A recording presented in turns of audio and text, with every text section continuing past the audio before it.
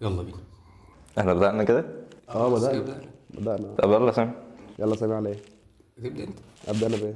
ماشي. انا عايز اسال الاول كده كده هنمسك اوديو يعني ده مش اشكال. اظبط الكرسي انت تقعد كده. اتكلم مش عارف. انا قاعد كده عادي. لا بص بقى انا بظبط معاك كده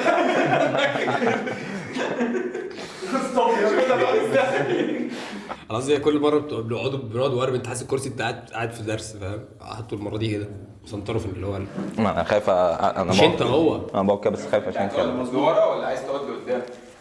اظبط قعدتك. لا كده لا كده لا. ايوه انا هقعد كده واظبطها على كده. ماشي مش هنسقف تاني. لا سيب عادي. ممكن الكلام ده ينزل. الكلام ده ممكن ينزل عادي خلاص. يلا بينا. يلا احنا بدأنا اهو. يلا. مش عارف انت اللي هو مش عارف ابص على كاميرا. مش عارف ايه؟ هو دي كاميرا سامي عادي. بس انا مش عارف اللي هو ابص على كاميرا. لا بص على دي. لا ما انا هبص على دي بس يعني دي كاميرا سامي لوحدها. دي كده مش جايباك اصلا. انا عارف. ما قصدي انا يعني جيت اعمل كده وبصيت على دي بالغلط فاهم. ماشي يا رب يا ساتر. السلام عليكم. اسبوع جديد وحلقه جديده من دول 3. انا المفروض انا ايوه ما انا قلتها المره اللي فاتت ولا انت المره دي. بس علي صوتك بص الكاميرا دي. دول 3. يلا بينا. سما هنبداها. يلا سبتها له مفتوحه ومش هنبداها يا عم محسن. السلام عليكم. حلقه جديده واسبوع جديد من دول 3. طيب يا اخواتي.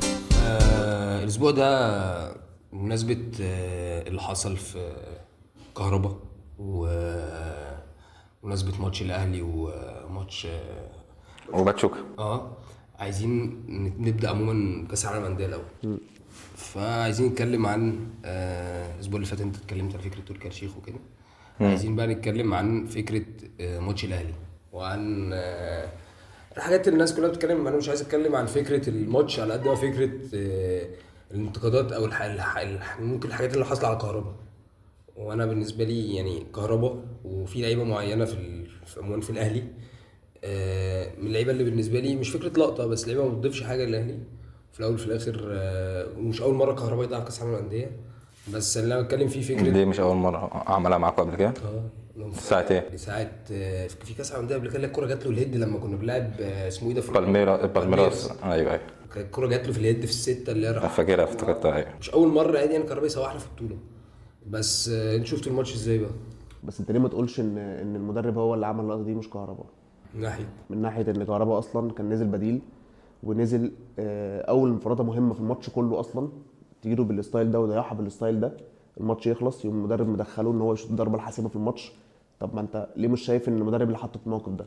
بس خد بالك كهربا انا شايف ان هو اصلا يمشي وما يسحقش يبقى في الاهلي خلاص. بس ليه برضو اصل غلطته غلطه مدرب. ده رايي انا ان هو يتحط في السبوت في اللقطه دي في الوقت ده. بص خد بالك غلطه مدرب من الاول اللي هو نزله وطلع وسام. حتى لو حد شاف وسام على الدكه كان عامل ازاي وبيشتكي للي حواليه وشكله متاثر وبتاع فاهم. ماشي. بس بعد كده حته ضربه الجزاء بقى ايه ده في ايه يا عم مالك؟ في ايه؟ محدش يتكلم معاك في حاجه يا ابني. انا حاسس ان في حاجه يا عم ما ينفعش بس بقول لك استفزيت برضه. ماشي ما طبيعي يا جدعان في حد بيصوركم يعني. ايوه ماشي المهم حته بقى اللي هي ضربه الجزاء دي انت لو خدت بالك هو اللي انا سمعته كولر ما كانش حاطط كهربا اللي هو يشوط ضربات الجزاء. ما بتكلمش عن ضربه الجزاء دلوقتي. انا بتكلم عليها. اتكلم. ماشي. اللعيبه هي اللي اثرت على كولر اللي هو يحط كهربا في الترتيب بتاع الخمسه اللي هو يشوط عشان اللي هو يكسب ثقه تاني من الانفراد اللي هو ضيعها والكلام ده. جت المعلومه دي منين؟ ده كل الناس قالت كده والله. كل الناس قالت كده. خش شوف واقرا. كل الناس اللعيبه اصرت اللي كهربا يبقى محطوط من ضمن الخمسه اللي هيشوطوا. ما اعرفهاش يا ابني والله ما بهزر. ما اعرفهاش المعلومه دي.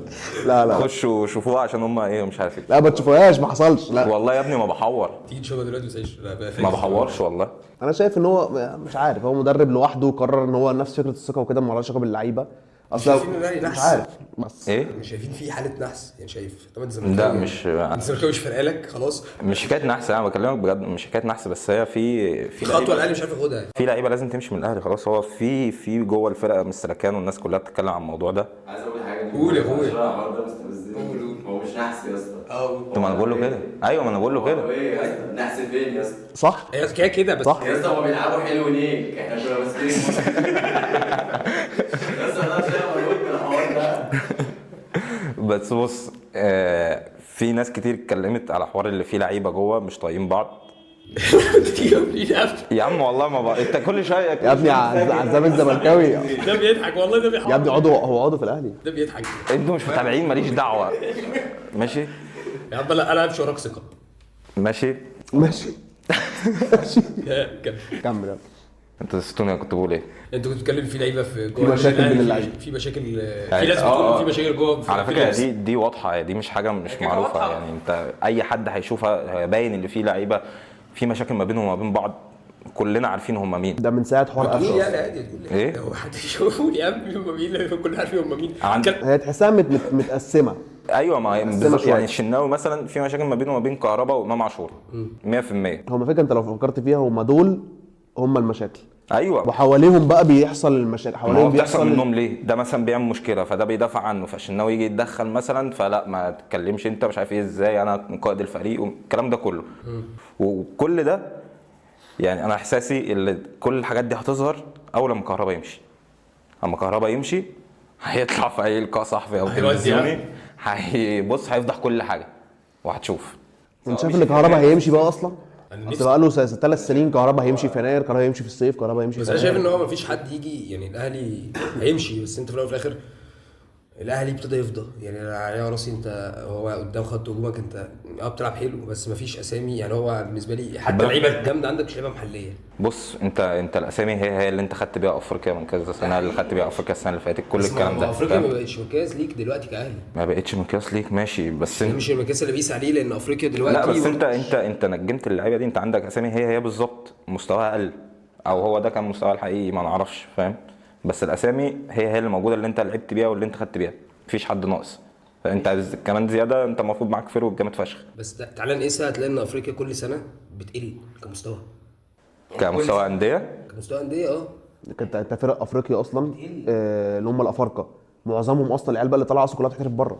أيوة فتلاقي الفرق نفسها دلوقتي مش بقاش في مستوى كويس فاهم. فالاهلي هو اللي دايما بيبقى ظاهر مع الوداد مع الزمالك مش عارف بيروح فين بس بيحاول يبقى مع موجود. والله ما بهزرش بس بيظهر.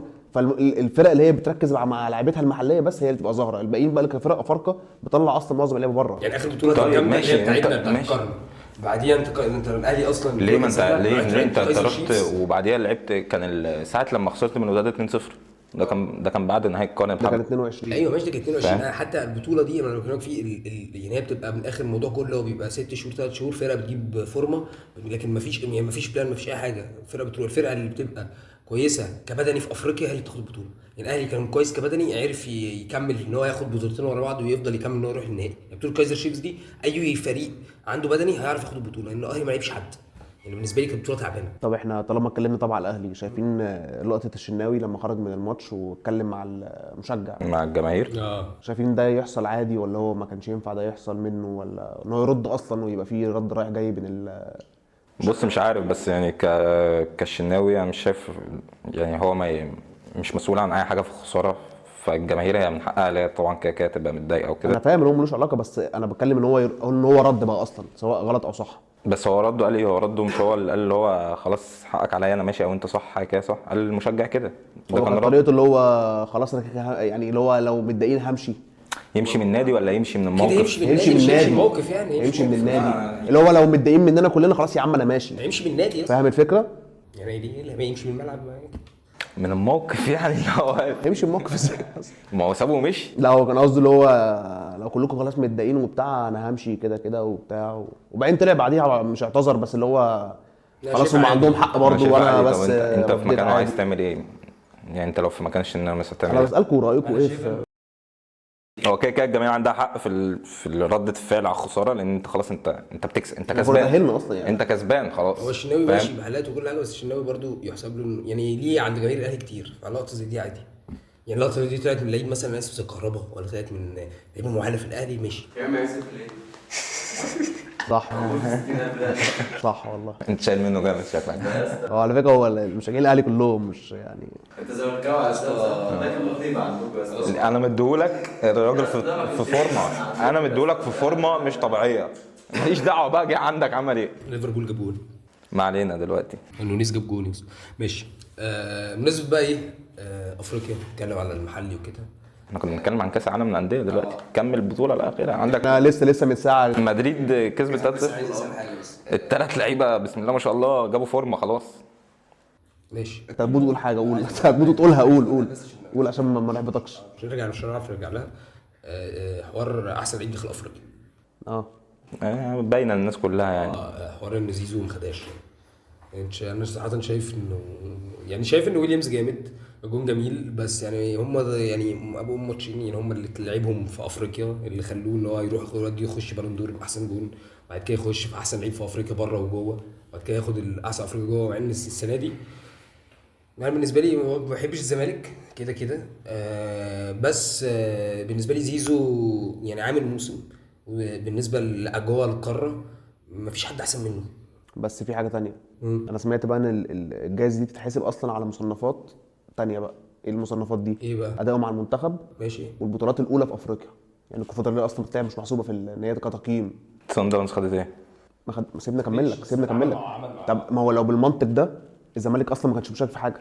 ما كانش مشارك فيه. هم على الكلام ده ان هو الجائزه دي مش بتحسب كفرقه مشاركه في الكونفدراليه، على اساس لعيب مشارك في الكونفدراليه اصلا مش حاسبينها. يعني هم حاسبين اداؤه مع المنتخب والبطولات الاولى في افريقيا اللي هو السوبر الافريقي واللي قبليها دوري ابطال افريقيا. طب ماشي، ما ده غلط. غلط او صح انا بقول لك محسوب على ايه. عشان كده ويليامز قاعد بيخش فهمت. فليه ويليامز خدها؟ ده اللي سمعته اتكلم ليه ويليامز خدها، ان هو الراجل نص نهائي افريقيا مع المنتخب، شايل 7 ضربات جزاء، كان سبب اساسي ان هو يأهل فرقته اصلا للدور ده. في الناحيه الثانيه مش عارف كان في نص نهائي دوري ابطال افريقيا ولا مش عارف كان فين، يعني كان عامل اداء مع الفرقه في افريقيا كبوينتس تحسب له يعني. ومع المنتخب في بطوله افريقيا. زيزو مع المنتخب 11 ماتش دولي ما جابش ولا جول. ده الكلام اللي انا قريته، والله اعلم بقى هو فعلا بيتحسب على الكونفدراليه فعلا ولا لا ولا كواد. ومع الزمالك كونفدراليه بس، فاصلا هي مش محسوبه، فقدامهم زيزو ياخدها على ايه. بس بص دي بره فاهم بكلمك في ايه؟ بس دي برضو مبررات. انت عندك لعيب هو مشارك في الكونفدراليه بشكل كبير جدا في كل ماتش جون او اسيست، ماشي، غير احصائياته مع المنتخب. ماشي انا معاك اللي هو زيزو ما عملش حاجه مع المنتخب، بس انت المنتخب كله اصلا ما عملش حاجه، فاهم؟ مش بقول كده اللي هو مثلا هو المفروض ياخدها او ويليامز ما عملش حاجه. ويليامز عمل بس كمل. بس ويليامز ما يستاهلش الضجه اللي هي حصلت. الناس كلها كانت قايله ومتوقعه ان زيزو هو اللي واخد الجايزه. بص هو بعد ما دخل بالون دور يعني كانت بالنسبه لي لو دخل افريقيا، وبعدين هو دخل بالون دور يعني. وطلع التاسع يعني فاهم؟ يعني في حد هو فوقيه كمان في ال10 اللي كانوا موجودين. تاسع في احسن ترتيب في الاجوان في العالم يعني هم 10. هو طالع تاسع، انت في حد تحتيه كمان من بتوع اوروبا، فاهم؟ هو احسن اللي هو كان تقريبا كان مين كان لونيني تقريبا. لا لونين ايه يا عم، كان كوبل تقريبا اللي هو وصل نهائي دوري ابطال، فاهم؟ بص يا انا اتذكر يعني ماسوني الواد ده. مين ده؟ الواد ده ليه علاقه صح. بس انا كانت فكرتي كده هي دي مش انا يعني ممكن تكون ليها حسبه ثانيه، لان زيزو مش هيتظلم. لو انت شايف انه هيتظلم جوه مصر مش هيتظلم بره مصر. ليه؟ ايه ليه يا عم مش للدرجه. لا ما بهزر، عشان انت كنت شايف اللي هو ياخدها صح ولا مش صح؟ بس الزمالكاويه دايما مظلومين فوق. انت شايف مين اللي ياخدها؟ ده بص ده بيتكلم حقا يا مستحق للشحات. مين يا عم انت كمان؟ انت بتتكلم في حته ثالثه خالص. بس فالناس كلها انا بالنسبه لي كانت مفاجاه زيزو ما خدهاش. زيدان اللي بيسلم الجايزه ذات نفسه وسط الرياكشن بتاعه اصلا، فاهم؟ الناس كلها مش هتظلم يعني بيتكلم فيه مش هيتظلم بره يعني خلاص. يعني ممكن اصل برضه انت تحسبها ان ويليامز في الاخر الواد ده ترشح لاحسن 10 بالون دور كجوان يعني، فاهم؟ خلينا متفقين زيزو احسن حاجه جات له كترشح انه ترشح لداخل افريقيا. يا حبيبي ماشي، ما انت بتتكلم دلوقتي، انا ماليش دعوه باللي بره، انت بتتكلم ولا حد بيترشح لبره فانا ناخد اللي جوه. لا مش معناها كده، انت بتتكلم على داخل القاره، مالكش دعوه بقى بمقاييس بره. دي حاجه ودي حاجه. بالون دور العالم كله يا حبيبي ماشي داخل قاره ايه؟ العالم كله اصلا على اداؤه في الكوره في الموسم مع يا العالم كله. عم تسوقي مش هنتخانق بسبب ويليامز يا جدع. ماشي خش على اللي بعده. ايه اللي بعده؟ قول انت اللي بعده. زيزو يستحقها. ماشي. انتوا بقى كنتوا عايزين تتكلموا على كاس العالم للانديه على مدريد. كنا بنقول ان مدريد كسبت الماتش وكسبت البطوله ساحه يعني. ماشي فوقك من مدريد بقى، انا مش عايز اتكلم عن مدريد، عايز كلام عايز اتكلم عن برشلونه. ملعب برشلونه. خلاص عايز اتكلم عن برشلونه. انتوا دلوقتي يا اسطى بقالكوا من ساعه الكلاسيكو لاعبين كام ماتش؟ 6. ايه؟ بتوتر في الحالات دي جدا. بس اول دوري برضه، بص هو مهما هيقول اول دوري. يا اسطى انت دلوقتي لاعب 6 ماتشات حلو، وانت يا عم في اول موسم في نفس هنا كنت بتقول ان انت هتاخد الابطال وان احنا فريق انا لو كسبت بايرن وريال مدريد الموسم بتاعي خلص، خدت دوري الابطال. مش انت كنت بتقول كده؟ قلت كده. ومدريد المفروض انها في اوحش موسم حصل لها. سيبك من كل الكلام ده. قول جاب التاني يا عم ارجع بقى، سيبك من كل الكلام ده. ايه اللي حصل؟ ايه السبب؟ والله بص السبب محدش عارفه. يعني السبب محدش عارفه خالص. مين اللي عارف؟ هو الخطه اتقفشت. اتقفشت رسمي. ضحك عليكم. اتقفشت رسمي، بقت كل الفرق قدامنا بقينا ننزل، بقت هم اللي يعملوا علينا الاوفسايد تراب. فبقى فليك بقى، وكل شويه حد بيتصاب، كل شويه حد من طب ما انت مش شايف؟ بيتصاب. هقول لك على حاجه، حوار الاصابات ده مش شايف اللي ده غلط من الاول على فليك اللي هيتحمل الغلط ده؟ هقول لك ليه. انت بادئ الموسم مجهود بدني في كل ماتش مش طبيعي، انت مش متعود عليه او اللعيبه مش متعوده عليه، فاهم؟ فانت هتمشي بالمجهود البدني ده في كل ماتش في الموسم، انت هيحصل لك ضرر وحصل لك منه. عندك كذا لعيب بدا يتصاب، يامال اخر واحد اهو اتصاب شهر، ده هيأثر معاك فشخ، فاهم؟ فانت المفروض من الاول فليك طريقه لعبه معتمده على الاوفسايد تراب والبدني والضغط العالي وكل الكلام ده. جيت وقعت انت المفروض كنت تبقى عامل حساب اللي انت لما تيجي تقع في ده انت ليك خطه تانية اللي انت تلعب بيها. بس يامال اتصاب تدخلات. ماشي يعني تدخلات شديده عليه، فالواد بيتصاب معلش. طب وكم واحد عندك اتصاب جهد بدني؟ معظمهم كان جهد بدني. ما انت رافينيا مثلا ما اتصاب مش عارف ماتش ولا ماتشين ورجع على طول، ما ده جهد بدني، فاهم؟ دي يونج نفس الكلام، مش عارف مين نفس الكلام، فاهم؟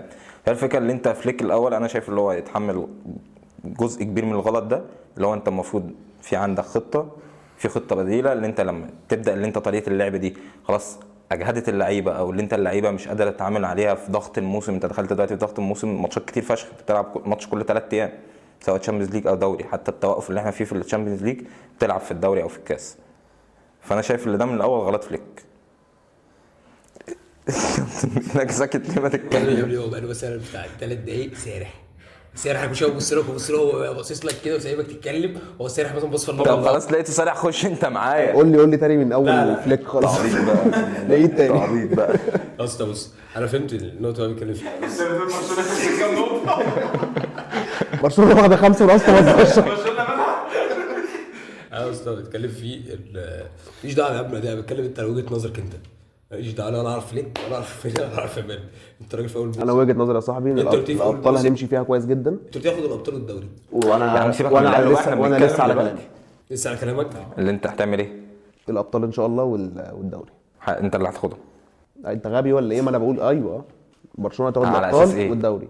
يعني في حد طالع يعني فكك من مدريد بقى، سيبك من اتلتيكو والكلام الفاضي. ليه اسيبني من اتلتيكو؟ طيب قول لي ليه اسيبني. الماتش الجاي وهنكسبها. ليه؟ هثبت لك. هو الماتش الجاي فين، عندك ولا عندهم؟ لا والله مش فاكر. والله مش فاكر يا عم، في وانا الحكم مش فاكر. مش فاكر. المهم انت اتلتيكو دلوقتي ماشيه في فورمه، 6 ماتشات 18 نقطه العلامات كامله، ماتش مؤجل تكسبه تبقى فرق عنك ب3 نقط، ماشي؟ فانت اتلتيكو دلوقتي مرشح للقب، يعني هي مرشح بنسبه اقول مثلا. بصراحه هو لسه بدري قوي على مين مرشح يعني حتى ليه انت عديت كام جوله؟ انت عديت دلوقتي كام؟ 17 لسه ما وصلتش يا اسطى نص الموسم، لسه ما وصلتش لاجازه يا حبيبي. ماشي ما على فكره ما كل ده بيبقى انت داخل دلوقتي في فتره اللي هي ايه، فتره انت بتنافس على كل البطولات. انت دلوقتي داخل في فتره مهمه الحسم اللي بتاعت دوري الابطال، وفي الدوري تشوف انت فعلا هتكمل الران بتاعتك ولا هتقع. اتلتيكو بالمستوى ده هي في دوري الابطال رجعت رجعه مش طبيعيه، وفي الدوري دلوقتي بقول لك 6 ماتشات 18 نقطه. فلا انا شايفها هي مرشح ب 50% للقب، 50 الثانيه انت وريال مدريد على الاداء اللي انتوا بتقدموه. انتوا كل ماتش كل جوله في فريق منكم بيقع، بس يعني ممكن احنا الاثنين بنقع، هما الاثنين بيتعادلوا. لو حد مثلا كسب الثاني بيقع، الثاني كسب الثاني بيقع، فاهم؟ الكلام عايز زي ما اتلتيكو فات متاخر في بدايه الموسم، ممكن عادي اتلتيكو تيجي على شهر 2 3 تريح، وبرشلونه ومدريد عادي يجيبوا فورمه. وده اللي مدريد بتعمله كل موسم. المدريد تبدا الموسم وحش، تيجي على شهر 1 2 تروح جايبه فورمه تلم كل بطوله. ماشي، بس اللي انا بكلمك فيه اللي دلوقتي صعب. انت دلوقتي بقى عندك اكتر من منافس، عندك اكتر من فرقه في المستوى بتاعها. انت خلي بالك والله مش حاجه، بس اتلتيك بلباو قريبه منهم. اتلتيك بلباو 4 نقط مثلا ولا 5 نقط، من الاول فاهم. ما اتلتيكو بقى 32 تقريبا. وانتوا 8 واتلتيكو 7 ومدريد احنا ورا بعض. اتلتيكو 8 اتلتيكو 8 مدريد 7. مدريد 7 دي ليها ماتش ودي ليها ماتش الاثنين مع فالنسيا يعني مع تقريبا. فالنسيا ورا بعض ورا بعض. انا مقتنع الماتشين دول فالنسيا هتكسبهم. وانا لا صعب قوي. شوف الماتشين دول فالنسيا هتكسبهم. طيب نيجي بقى لايه انا عايز اتكلم عن بوينت معينه وهي ايه انتر ميلان. انا عايز اتكلم في انتر عن فكره ايه اختلاف الاداء ما بين، وده اللي قلت لك في اول موزي، في فكره وجود انزاجي، فكره ان انزاجي هو مدرب مش هيجيب لك حاجه بره ايطاليا خلاص. حبيبي ليه؟ ما ده غلط واتكلمنا فيه قبل كده. انزاجي انت دلوقتي الثاني لانك انت بره ايطاليا انت بره ايطاليا ما بتعرفيش مفيش ليه يا حبيبي. بتكلم على الكوره على راسي الاجوان. انت بتقول ايه؟ بتكلم على الاداء. انا بتكلم على الاداء. هو دلوقتي بص اللي انا فاهمه لك والله، الاداء انزاجي همه دلوقتي اللي هو في الابطال، هو بيلعب بيعمل كحل انت بس بتتكلم بيعمل الروتيشن بتاعته في الابطال ماشي، بيقعد الاساسيين وبيلعب بالدكه. الكلام ده كله عارفه. طيب ما هو ده الاداء اللي بيخليك وحش في الابطال. انت ما بتلعبش بالاساسيين، لما بتيجي تلعب في الدوري اهو انت دلوقتي ايش عرفك الاساسيين ينزلوا في الابطال يأدوا؟ ما انت مش قاعد كريستيانو رونالدو ليه ما انت نزلت بالاساسيين في ماتش السيتي وكنت مؤدي. ماتش السيتي ده في كنا فين وبقينا فين؟ طب ماشي، ما هو السيتي كانت ساعتها لسه السيتي، وكان انت ساعتها لسه السيتي وحشه. يعني انت اديت في المستوى اللي انت لعبت فيه بالاساسيين. السيتي وحشه فاهم؟ انت اديت، بس بتتكلم عن مستوى اللعيبه. مستوى اللعيبه انت شفته في الدوري دلوقتي اخر ماتش مش خط هجوم يا عم. فكك ماشي، انا معاك اللي ما فيش خط هجوم. على فكره ترام مادي اداء حلو، فكك من الفرص اللي بيضيعها وبتاع. بس جاب جول حلو اخر ماتش بس مش اداء. ما وترش بس ارقام مفيش اداء يعني. ارقام ترام دلوقتي هداف الدوري. ما دي مشكله. دي مشكله نص مع تيجي شيل الكوبايه من عندك. دي مشكله. مش حكايه مشكله في الدوري ان ترام ده يبقى هداف دوري ايطالي. ليه مشكله. ليه دي ازمه ده الحضاره في الدوري. الهداف اللي معاه الثاني اللي تيجي بتاع اتلانتا هجومها دلوقتي. على اقول لك على حاجه، انت مش دوري وحش نيك والله. والله يا حق. بص انت بتكلمني دوري وحش ايه؟ يلا انت طب زمت على كده كنا هنيجي نتفرج على الماتش اللي هم كسبوا 5 أو 6 يا عم مش هنختلف. هقول لك بس على حاجه. هو قال لي لما ترام جاب جول كان بيتريق على حاجه. قلت اخيرا ايوه ماشي ايوه ماشي. قبل ما يجيب الجون بيقول لك بص الفرقه كلها جابت الجوان ما عدا العلوم بتوع المهاجمين بتوعنا اصلا. ايوه ماشي. ما بكل ده بقى انت هجوميا انت اقوى هجوم في الدوري الايطالي حبيبي. ماشي. ما هو لما يبقى انت انا هفهمك بقى على حاجه بقى على الحته دي والله بالظبط. بص هفهمك على الحته دي بالذات. ليه الاثنين دول ما بيسجلوش قوي، او الاجوان اللي بتيجي على اساس ان انت اقوى هجوم بس انت المهاجمين بتوعك مش هم اقوى مهاجمين في الدوري. هقول لك ليه. انزاجي لما بيجي يلعب دلوقتي بقى خلى الاطراف هي اللي تخش لقدام ماشي، ومدافعين تخش لقدام. بص مش هنتكلم ايه ده مش هنتكلم في تكتيك وتحط خلاص.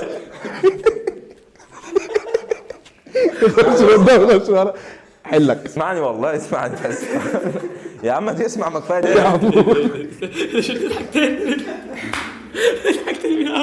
انا مصدع انا خايف والضحك. انا مصدع خلاص اشرح حته اللي انا بكلمك فيها حكايه الاطراف دي. بص الاطراف انزاجي معودهم دلوقتي اللي هم مفتاح اللعب من عندهم. هم لو طاروا وترام او اي مهاجمين بيلعبوا بينزلوا نص الملعب والله ما بهزرش. بيسحبوا